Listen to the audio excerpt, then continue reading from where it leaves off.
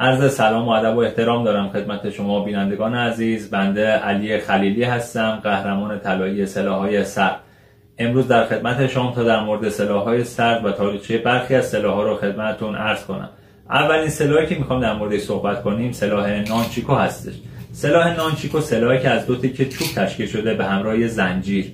سلاح بسیار ساده اما کاربردی که قدرت بسیار زیادی ایجاد میکنه. قدرتی که این سلاح میتونه ایجاد کنه معادل 800 تا 850 کیلو ضربه وارد میکنه. شکستن جمجمه انسان 650 کیلو ضربه کافیه. پس خواهش که دارم سلاح خطرناکیه. حتما اگه میخواد کار کنید زیر نظر مربی، زیر نظر استاد کار کنید و اینکه از شوخی کردن توی خونه، توی باشگاه جدا خودداری کنید. سلاح خطرناکه بچه‌ها.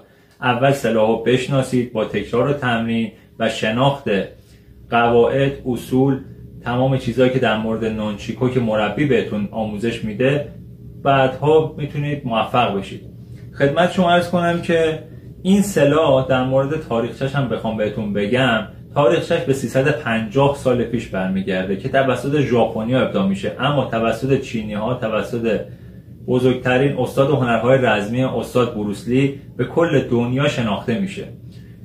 این سلاحیه که مردم زمانهای قدیم به عنوان خورد کردن گندم ازش استفاده میکردن.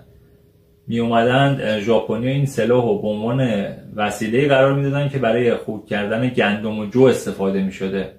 اما بعدها توسط استاد بروسلی به کل دنیا این سلاح شناخته میشه.